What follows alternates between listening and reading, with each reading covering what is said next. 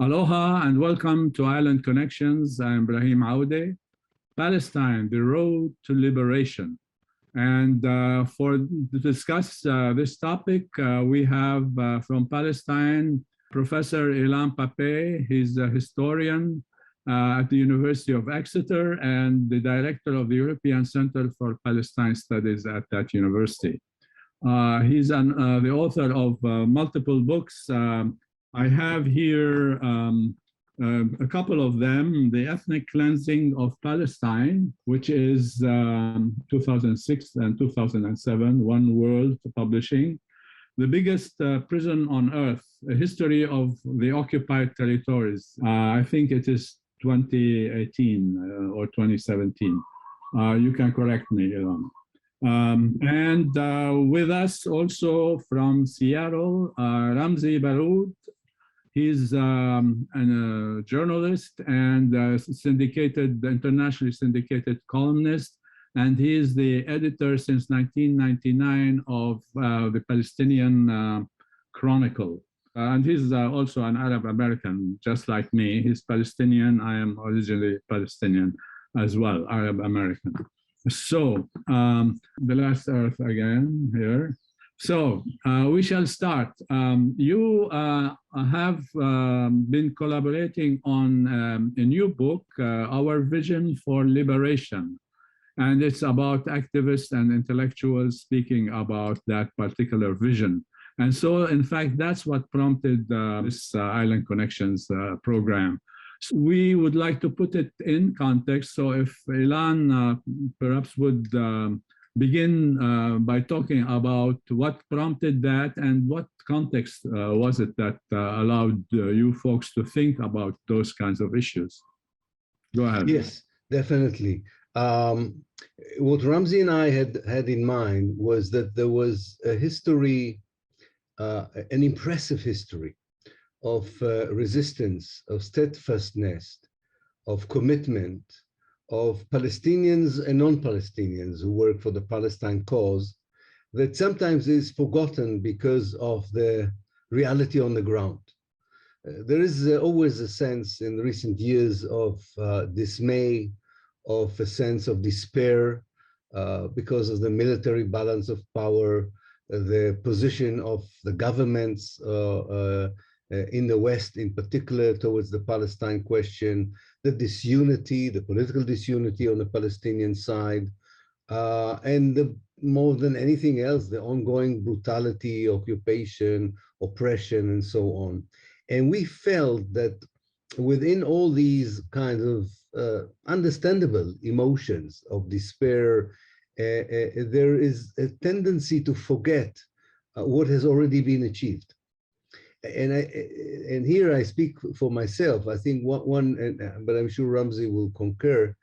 One of the problems for the Palestinian liberation movement is that, in essence, it failed to liberate Palestine. I mean, very few liberation movements in history failed to liberate. You know, even if they only liberated 10% or 15% of the colonized homeland, they had tangible sense of liberation.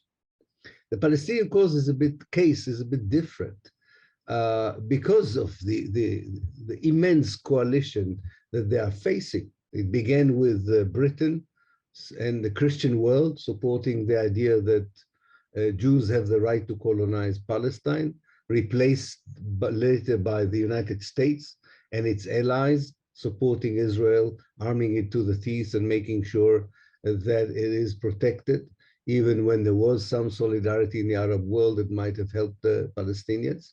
And therefore, I think when people only think in terms of space which is liberated, they tend to overlook other kinds of liberations.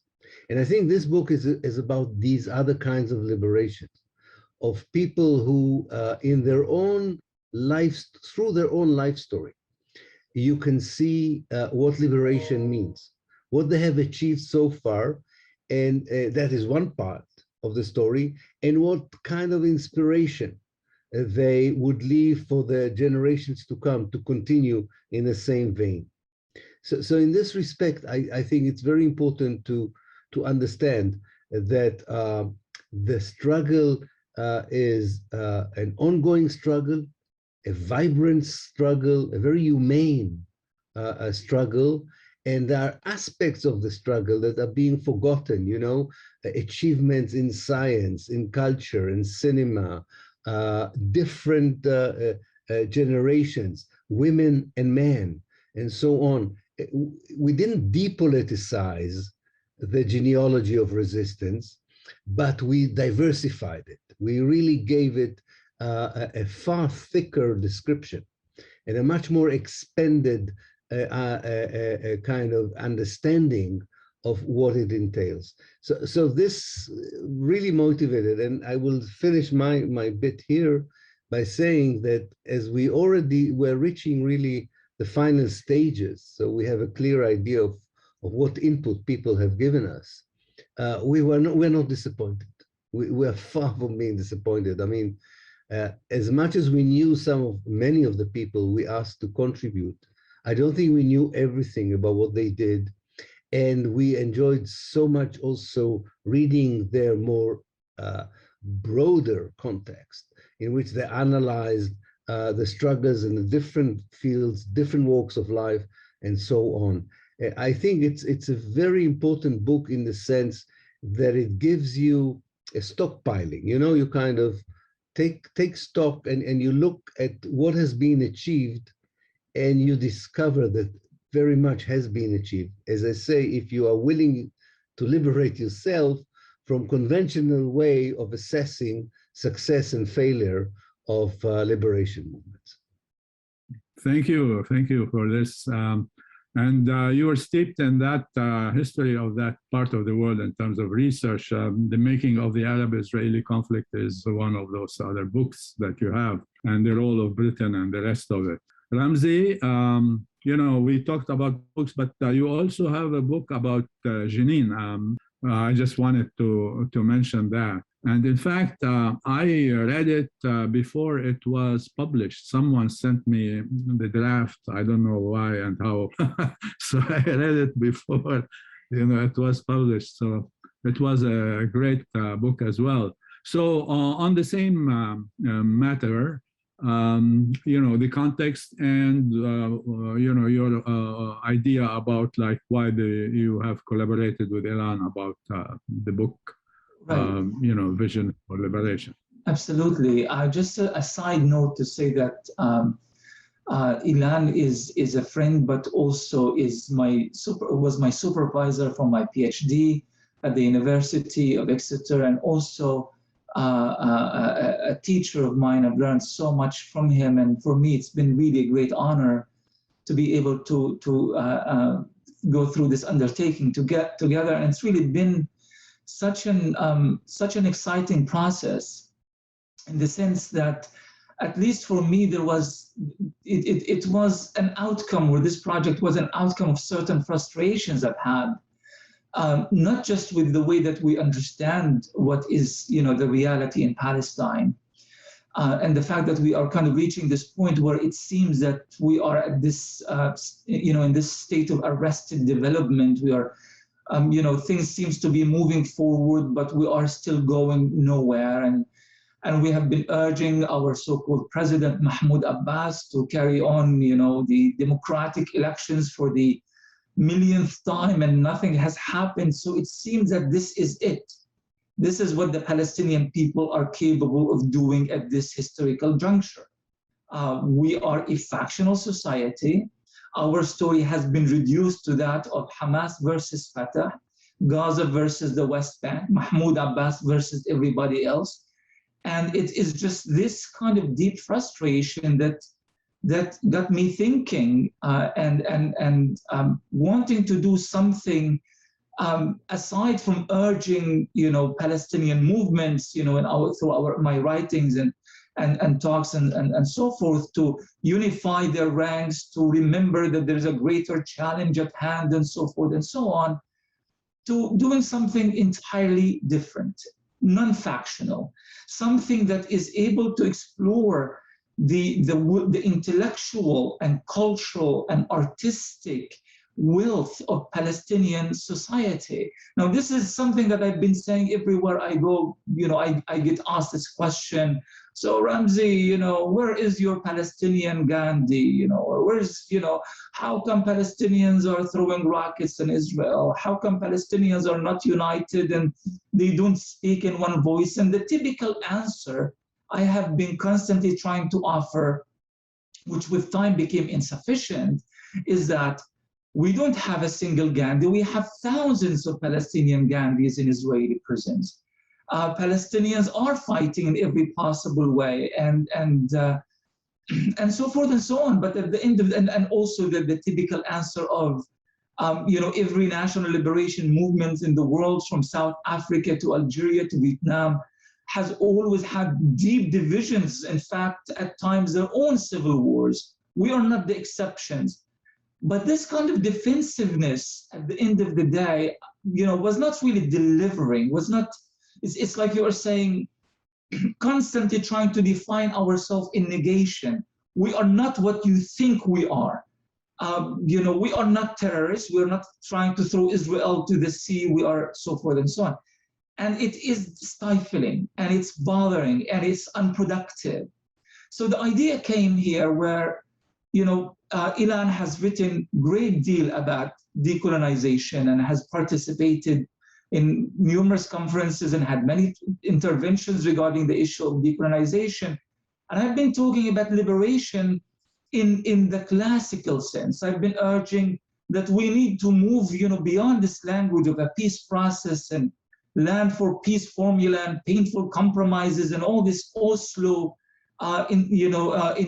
induced language into something else. Let's go back to the old days of talking about liberation, the same way that Africa and most of the Southern Hemisphere fought and achieved that liberation using that language. Let's embrace that language again.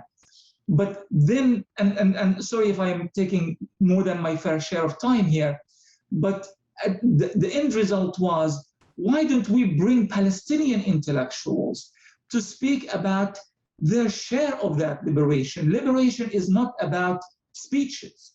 Liberation is not about military strategies. Liberation is every aspect of our lives has something to do with liberation and decolonization. The artist, the sculptor, the author, the prisoner, the doctor, the scientist, the journalist, everybody is fighting his own little share and his own segment of that larger collective of liberation. What if we bring them together and have them tell that story collectively as non-factional Palestinian intellectuals? And this is why we insisted on the term engaged.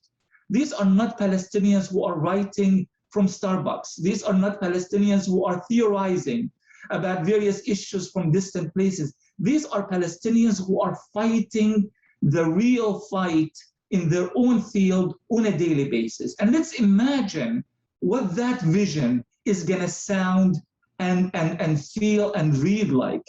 And the outcome really has been quite positive and quite fulfilling for us as editors of this book. And I think it's going to have a great deal of impact in pushing the discourse into a whole, you know, at least part of it into a different direction. Let's think outside the current parameters, the stifling current parameters, into something else entirely. Yeah, wonderful. I remember like Oslo 1993, September 13th, and everybody was like here in the United States. I talk with, oh, wow, what a great thing that happened, etc. At any rate, what happened since then, that the Palestinians are in a worse position since Oslo 1993 than they were before. So, you know, talking about peace and all of that without looking at the historic context, you know, is rather deceiving for a lot of people who might be, you know, of goodwill and all of that, but they don't understand that thing. And the other thing, you know, like multiple voices, Palestinians engaged and so forth. You know, like one of the books you have, These Chains Will Be Broken. Palestinian Stories of Struggle and Defiance in Israeli Prisons. That's Clarity Press. I forget what year, but you will know what year it was. But this was the latest one, maybe like 2020 or 2019, I'm not sure. Anyway, but the other matter that I think is important, and I hear it like in terms of the Hawaiian struggle here. Why don't you Hawaiians like unite first and then come and talk story?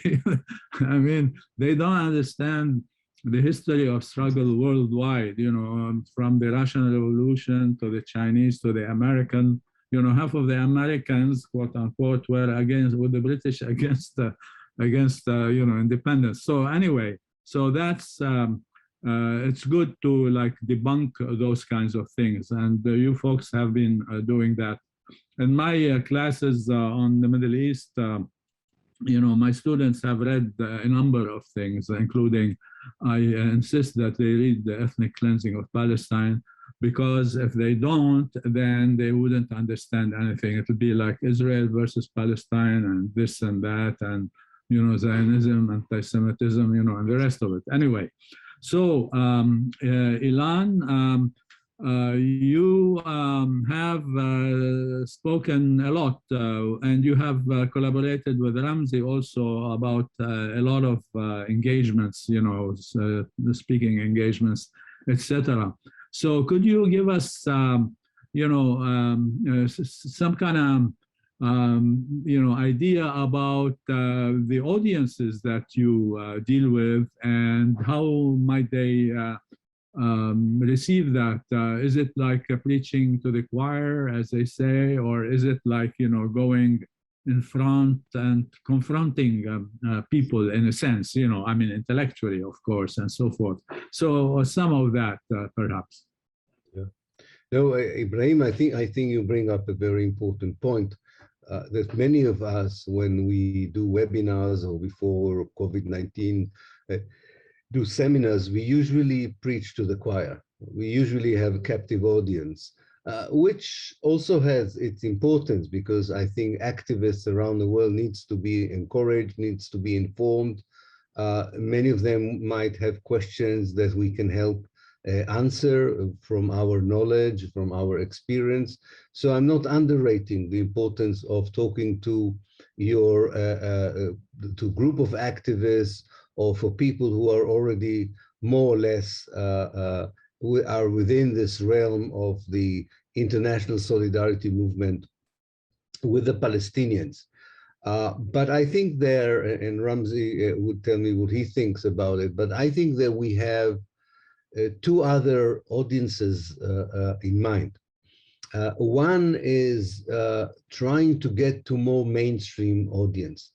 And I don't think that the mainstream audience, let's say in the United States, for instance, are people who are necessarily anti-Palestinians, or are necessarily, you know, people who don't care about human suffering, or would be indifferent in the face of inhumanity. I think that the mainstream media makes sure that the situation in Palestine is not described to them in such a way, is not defined in such terms. And therefore, I feel that our kind of approach, if it reaches wider audiences in the West, for instance, I think everyone with a modicum of decency in them would see how humane are the protagonist of our book, how just is their struggle. And I think that more than anything else can defeat the narrative and the propaganda of so-called Islamic terrorism, Palestinian terrorism. They all want to throw the Jews to the sea, you know, all kinds of fears that Israel planted in the minds and hearts of good people at the who basically, once you succeed in overcoming this wall, kind of crossing through the wall of deception and fabrication, you immediately can talk to them about things that they understand. What happens if someone takes your land? What happens if someone does not allow you to go to work? This demolishes your house, arrests you without seeing a lawyer, without any judicial procedure. All these things are such that people would connect to, I think. But so we will make an effort, not just to get to the audience that is already there with us, beyond it. The second audience, I think, is the Palestinian audience. Those who read English and those who don't, those who might read it later, maybe in Arabic, but especially the younger generation. I don't think they always know enough about what people sacrificed, what people did, and how rich is that experience, how impressive are these contributions. And I feel that they would connect to these people. Women would recognize the women in this story. Young people would see how these people were behaving already when they were, or what did they do when they were already young, you know?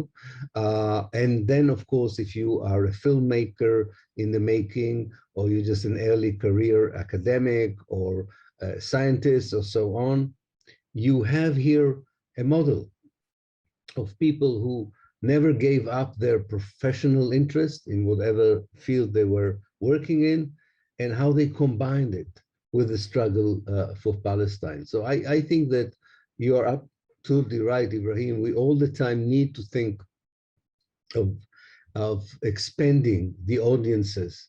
And let me just, my final word of it, Ramzi knows better than I do the Southeast Asian world, you know, Malaysia, Indonesia. I only recently became exposed to, especially to Malaysia, because of 2 visits and a lot of interest in my books, and they were translated to the local languages.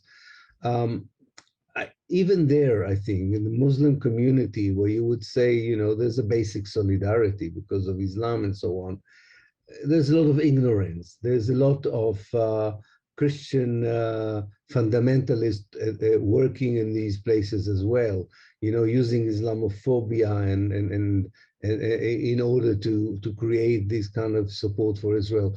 So we have the world there with its diversified audiences that we would like to come to. And people don't want just to read dry historical analyses or dry political analyses. I think the personalization of these stories, you know, through personal stories, I think you touch people's also intuition and emotion, and not just their minds, you know.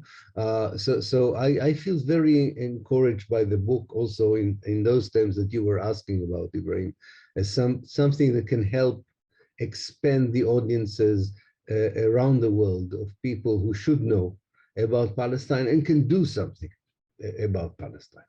Yeah, I just want to remind you of a speech you gave a long time ago. I was there 2008 at California State University, San Bernardino, and you were preaching to the choir in a sense, but to make your point is that you asked them, do you know who are the criminals that have killed and this and that and the other thing, you know?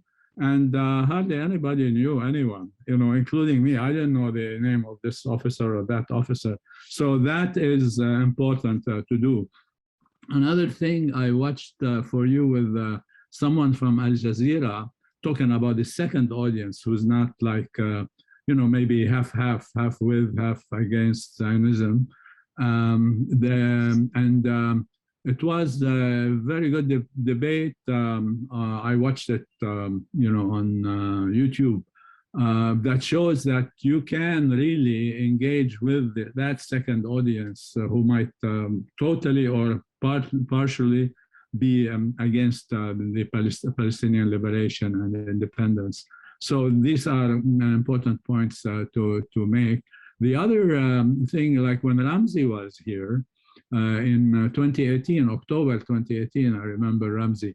He was extremely, very well received, and he made an impact even to the choir, so to speak, but to make, to to show that you're correct in making that point, that that choir might be like for the two-state solution, one-state solution, or oh, nice, poor Palestinians, they need to be helped, you know, that kind of stuff.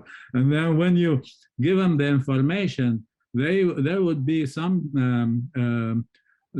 significant, shall we say, significant transformation in their ideas and so forth, yeah. And so I just wanted to say that, and to ask Ramzy also to weigh in on the same topic or matter. Please, Ramzy. Of course, thanks, Ibrahim. I think Ilan really did cover all the audiences that we are aiming for, not just for the purpose of this forthcoming book, but really in general. There's this kind of, we can't take any audience for granted, even our own supporters, because within our own movement, within our own, you know, those who see themselves as pro-Palestine, there can be confusion at time, and there can be misinformation at time, and there also can be a process of, you know, people become disheartened and disillusioned, and they need to be inspired. They are the fuel and the energy that keeps the whole movement going. So sometimes they needed to go and we have to engage with them and talk to them and to help uplift them as well, so that they may carry on doing the good work that they are doing. As far as the Palestinian audience, which Ilan also mentioned, you know, the recent years have been quite harsh on not just on Palestinians, in English-speaking Palestinians in the US and Europe and the West in general, but also on pro-Palestinian voices as well. I think, and I don't want to complicate things, but you know, the post-9/11 discourse has been really quite difficult in terms of alienating and marginalizing people, because our communities here have kind of went through this process of self-defense and trying to beautify their image and the image of Islam and so forth, to the point that, like, even here in the United States, many of the mosques that used to speak about Palestine every Friday, they are completely silent on Palestine, because they are worried that they are going to be seen as, you know, contributing to a radical discourse, and a lot of people paid a heavy price for that. So the audiences that we are taking for granted, whether people here in the United States or the Muslim communities in Malaysia, Indonesia, Brunei, and other parts of various parts of Asia, there has been a lot of misinformation. I lived in Malaysia for a few years, and during that time I was just astounded at the kind of misinformation that comes through Fox News affiliates in Malaysia and in other parts of Asia that are really infiltrated by the Murdoch industry. And you would have Muslims coming out asking you such questions as, you know, so why are Palestinians using terrorism, for example? And he would say, for crying out loud, you of all people should never be asking this question. And I've encountered this in various environments that I approached with the idea that they are completely on our side. We can't do that anymore. Globalization, and the globalization of the media in particular, has infused a new discourse that is creating a lot of confusion and a lot of misinformation. And you also want to tell these communities that this is not just about Islam and Muslims. Like, for example, one of the contributors, in fact, the first contributor to the book is the very fiery and very inspired voice of Father Manuel Musallim, the former priest of Gaza, who during the 2014 war took an old rifle that later on I discovered had no bullets, but he wanted to kind of send a symbolic message. And he went to the street and he, waved his rifle, and he said, "I stand, I am here standing with the resistance in Gaza." The likes of Musallim, the likes of many other contributors to the book who are Christians, being part of the same liberation discourse, being part of the same movement, also helps dispel misunderstandings that this is a cause of Islam and Muslims only, and so forth. So this is so very important. As far as the mainstream element of the conversation, is concerned, I mean, there is a reason of why the mainstream is keeping us out. They are keeping us out because they are afraid. They are afraid that once we speak basic logic and basic reason to their audiences, it's going to shift their viewpoint on so many issues. The mainstream or corporate media, to be more precise, can only be pro-Israel if the Palestinian and the pro-Palestinian voice is completely removed. They can't exist with us being part of the everyday narrative on this issue. So what do we do in order for us to overcome this? Yes, of course, take every possible opportunity to confront mainstream media and to use every possible space that we are granted, although that space will always be very small. But a counter strategy is the intersectionality. We speak about intersectionality sometimes quite often in academic terms, but quite often we also do not delve into the details of what does that mean as far as the everyday strategy is concerned. When I came to Hawaii, for example, I was really happy and pleased to be in touch with Hawaiian activists, people from that land who relate to the language, who relate to the history, who relate to the anti-colonial experiences, and where we sit together and we talk about the various tools that we have in our disposal to benefit each other during our everyday struggles. We have seen that happening with the Black Lives Matter movement here in the United States. And we have seen it in other environments as well, with the Native American struggles as well and so forth. We are part of their movement, they are part of our movement, and using that kind of intersectional areas that we are allocating in these various struggles, we can tap into the Native American community and to the Black community and to the Hawaiian community. And you can expand this internationally as well. I know that Ilan has been to many parts of the Southern Hemisphere, and recently I've been to Kenya, to South Africa, I've been to New Zealand and Australia to talk with the native populations of those countries and to try to find that common element.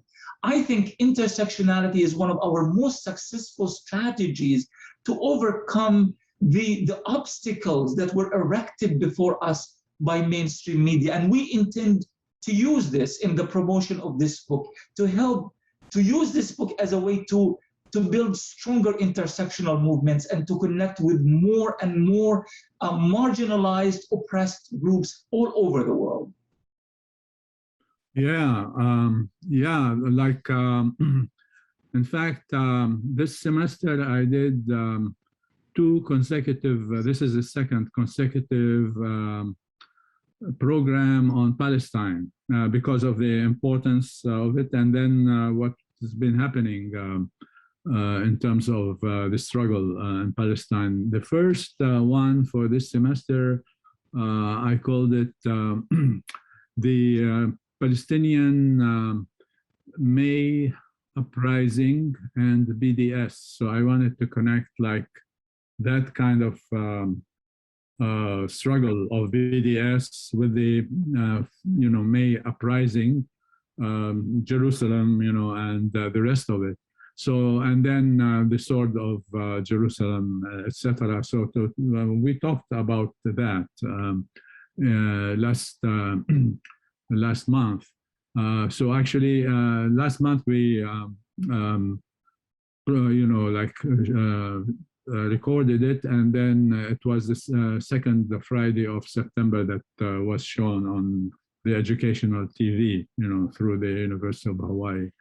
So this one, this program we are doing now will be for October, the second Friday of October. And this is unprecedented that we did two consecutive programs on Palestine, simply because of the importance of it. Especially now we haven't yet talked about it, but actually the great escape, the prison escape, so I just wanted to ask Ilan maybe to begin with, in terms of how did that, how was it seen, in Palestine among Zionist and non-Zionist Jews, for instance, and Palestinians in the settler colonial entity in Palestine. So if you would comment on that, if you could. Yeah, definitely. I think, of course, for the mainstream Israeli media and the vast majority of the Jewish society inside Israel, who are fed and nourished by the propaganda from very beginning, from the day they are born, it's very easy to sell them the story that we are talking here about terrorists who ran away, very dangerous terrorists, and although it was a big failure of the system to keep them in, after all, they were caught, one should say, with half of the Israeli army after them. From a Palestinian perspective, I think, and from the perspective, I hope, of a large number or a growing number of Israeli Jews who are, if not anti-Zionists, at least are beginning to have serious doubts about the regime and its policies and so on, it was very clear that we're talking here about political prisoners who would not miss an opportunity to get out, as any political prisoner in the world would try and do. There were some kind of, I would say, more positive aspects in the Palestinian reaction to that escape, and there were some more troubling ones. I want to be very honest about it. The more we were enthused by the fact that people felt proud about this escape. There's nothing more sacred today in the occupied territories of the West Bank and this besieged Gaza Strip than the issue of political prisoners. I mean, this is consensual. This unites the people, and even the most kind of feeble Palestinian leaders do not dare to undermine the consensus support for this. So as could have been expected, there was a wide support for them, and even if they were caught, their very escape has already written a very important chapter in the history of the resistance. The more troubling part was that suddenly we realized what happens to a Palestinian community that supposedly are citizens, are not occupied people like in the West Bank, and are not besieged people like the Gaza Strip, the Palestinians inside Israel.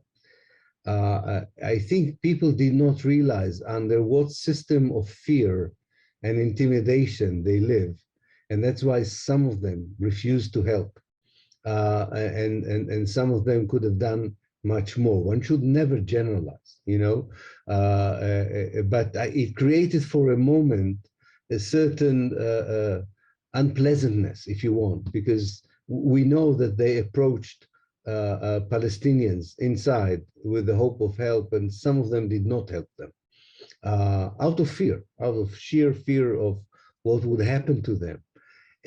But this should not be really, as I said, you cannot generalize about it. And it was one of these moments that did not turn in what you call in Arabic into fitna. I mean, Israel did all it could. Very interesting, and maybe one should comment on this. The Israeli Minister of Internal Security, as it is called, on purpose exaggerated the level of collaboration of the Palestinians inside Israel with the security forces. Later on, we learned that this was baseless.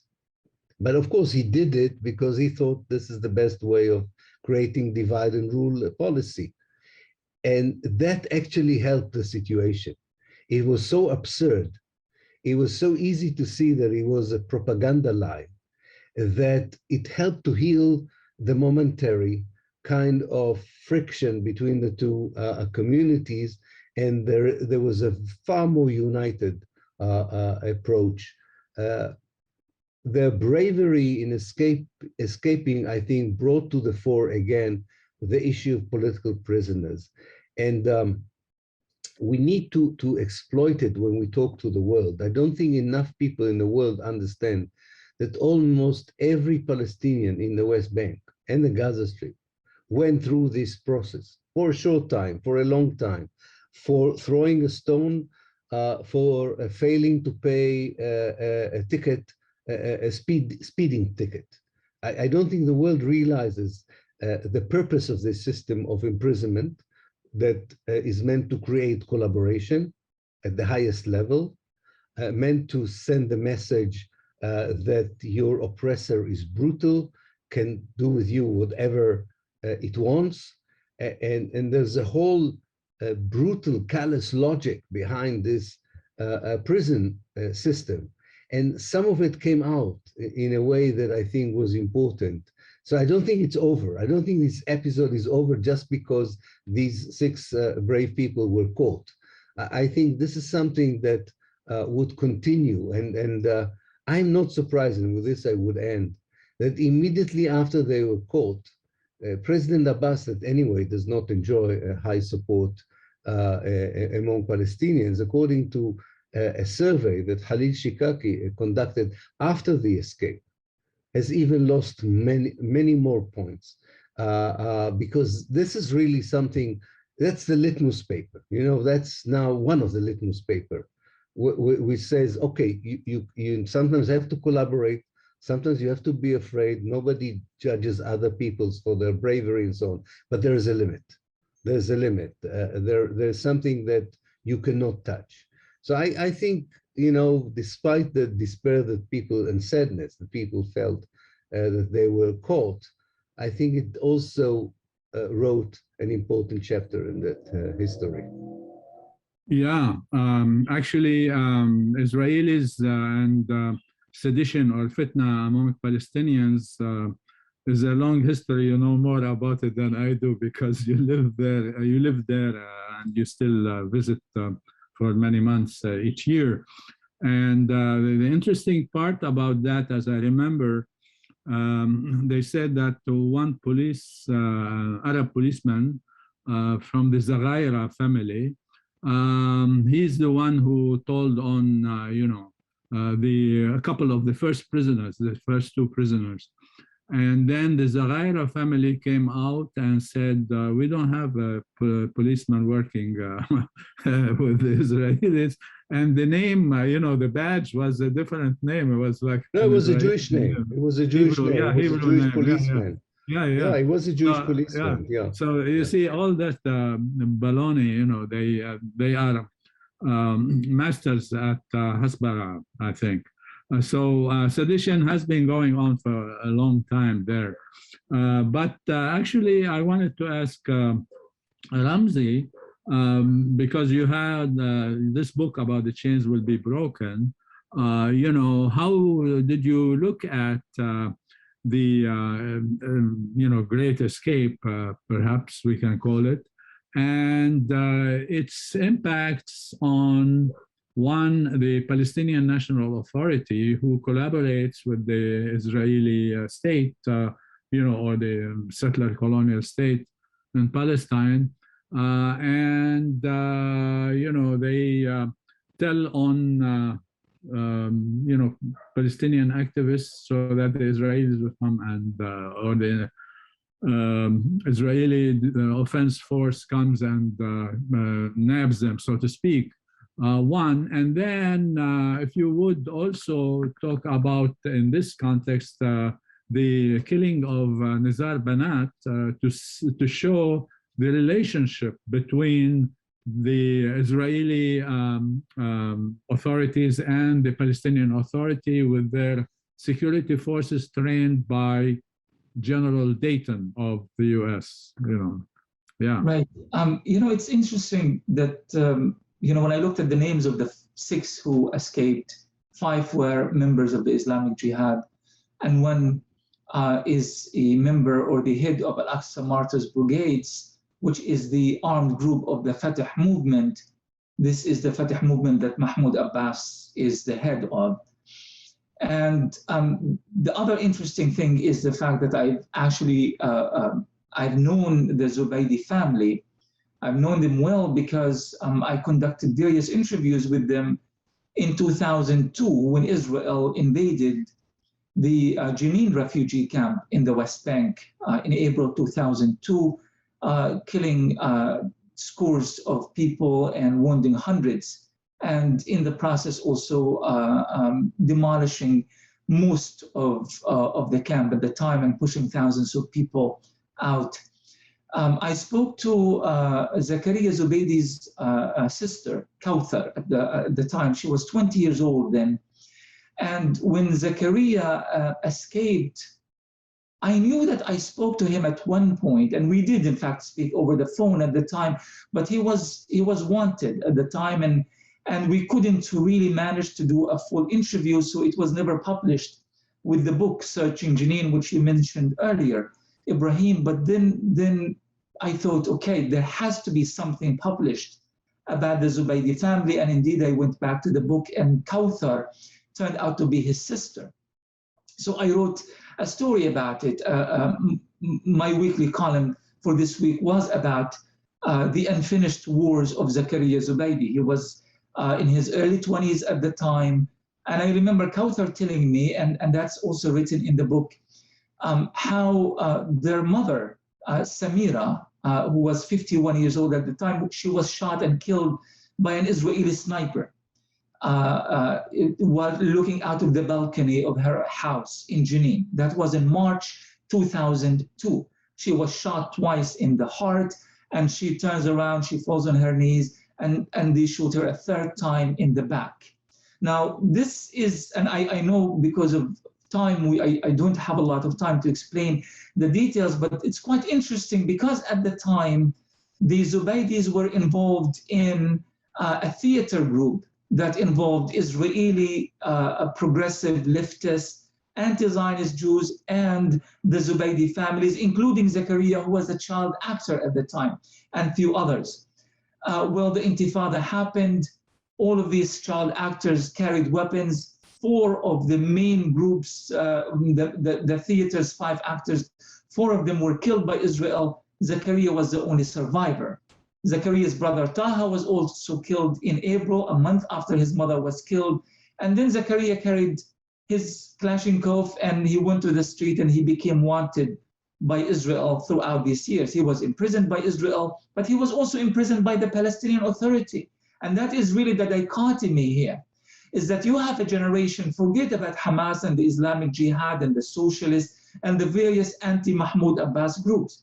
We are talking about the dichotomy that exists within the Fatah movement. People like Zakaria Zubaydi, people like Marwan Barghouti, who is in prison and has been in prison for nearly 20 years. These are people who still believe in resistance, who still believe that you have to confront the Israeli occupation. You cannot coordinate with them, you cannot work with them, you cannot, and yet this dichotomy within the Fatah movement has never really been resolved.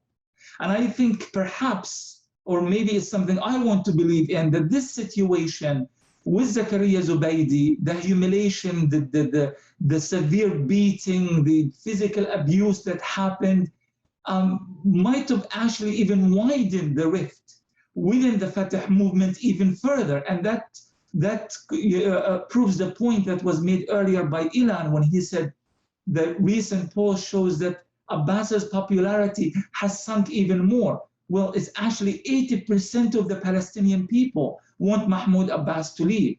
What made that jump from something like 60% to 80%? Those 20% in my mind come from the Fatah movement itself, that they feel that they have been fully betrayed by Mahmoud Abbas, and it is time for them to shift gears. So yes, I agree. What has happened and the recapture of these freedom fighters is not going to end there. This is just the beginning of a whole new chapter on prisoners and a whole new chapters on the future of the Fatah movement as well that is yet to be written. Yeah, I think we notice this as we observe the scene, not only in Palestine, but among Palestinian refugees in Lebanon and other places, Syria and so forth. And then the kind of beginning of transformation of Hamas itself, you know, from earlier positions to what's happening right now, especially after the Sword of Jerusalem, etc. And the Nizar Banat thing is most telling. In fact, the assassination of Nizar Banat in Palestinian prison, which was a service to the Zionist entity, is really, you know, had eroded Abbas's popularity, etc., if he had any popularity before. And also I wanted to say this, like when you see some bigwig Palestinian National Authority mouthpieces on TV, Arabic TV, you think like the way they speak, you think that they have liberated Palestine 10 times over. It's amazing, you know, but then when you read between the lines, and now Palestinians, you know, don't believe them as much as they did before, and not as many Palestinians believe them as had been, as was the case before. So I think we have, I think 5 minutes or less than that. But what I wanted to do is to ask Ilan to maybe give us a picture or a vision, shall we say, vision, since your book is our vision for liberation, a vision for the future. How do you see in the short term and perhaps intermediate term, how things are moving on the level of the Zionist entity and on the level of the Palestinian struggle for liberation? Yeah, Ilan. yeah, definitely. Ibrahim, I think in the short term, I don't expect much to happen. Unfortunately, I think we'll be more or less within this similar balance of power. Things can even get worse, as always they might, in Palestine on the ground. But we will have to notice the undercurrents, the things that may not erupt in the next few years, but will erupt later on. I'm quite sure about it, and that gives me a lot of hope. And I will mention some of them. I'm not sure I mention all of them, but at least those that at this moment, I can kind of relate to. Let's start with the international community. I think that different positions by governments will eventually develop and evolve, because we've already seen yesterday in the United States how the progressive wing of the Democratic Party succeeded in getting out military aid from the budget. Israel will get this money. I mean, $1 billion. $1 billion. Yeah, exactly. But they will get it. They're still strong enough to get it. But I'm an historian. I mean, this is a precursor. It's okay. It may not happen now, but it will happen later. I think it's inevitable in the international dimension, in the West, to begin with the West, that the way civil society today feels about Palestine would not eventually influence the governments. You know, it took 21 years for the first boycott action against South Africa, and until the first brave government in the world was willing to adopt a policy of sanctions against apartheid. 21 years. So it takes time for such processes to transform from the civil society to the politics. So that's one point. The second point, I don't think the whole story of the Arab Spring is over. I don't know if it's the right term or not the right, I don't care. I'm talking about, you know, these names sometimes can mislead, and then they create frustration and so on. It's not about spring or winter. It's about the fact that people in the Arab world understand that you don't just liberate a land, you need to liberate people. And you need to liberate them from all kinds of things. And the more liberated the Arab world will become, the more committed it will be to the Palestinian cause. And I think that would really create some transformation, which I'm not the prophet, I don't want to predict, but I think there will be significant changes in the composition of regimes, in the composition of political elites in the future. Every such change in terms of how to translate again a civil society commitment to Palestine into policies shows a positive direction, more democracy, more human rights, more civil rights works for Palestine, not against Palestine, works for Palestine. And to this, you can add the American failures to impose their will on the Muslim world by force. We've seen it in Iraq, we are seeing it now in Afghanistan. These failures, I think, would kind of strengthen in the United States the trend to be a bit more isolated, to be less imperialist. I think something very good would come out of it. And finally, I have a lot of confidence in the young Palestinian generation. I feel that they are not talking about affiliation to that party or the other. I see that it doesn't matter whether they live in Haifa, Yarmouk, and Hilwe, Ramallah, or Detroit, or Santiago, Chile. There is a sense that this younger generation speaks the same language, thinks about decolonization, as Ramzy put it, thinks about liberation in a classical way, are full of energy. I'm not saying all of them, but there's a real chunk of young people that we saw them, they just gave us a taste in 11 days of May, what they're able to do. But this was just the beginning, to my mind. So I think that in the long run, as history teaches us, rogue states do not exist forever. Rogue regimes do not survive forever. And we still have to believe in values such as justice, morality, and freedom. And I know it's very easy to be cynical and say it's only power matters, only your military power matters, your money matters. I think the world is not lost yet and can be, and Palestine would show the way that you can redeem a place, not just by military power, finance, and so on, but by the will of the people, as shown by their own stories in our book. Yeah, great. We have 1 more minute. Ramzy, if you could weigh in on the question of what's your vision for the near future and intermediate? Right. It's really tough to add anything to what Ilan has said. He said it very beautifully, and of course, so much that is happening around the world is kind of verified that what he's saying is in fact the direction in which we are heading as Palestinians and the world at large.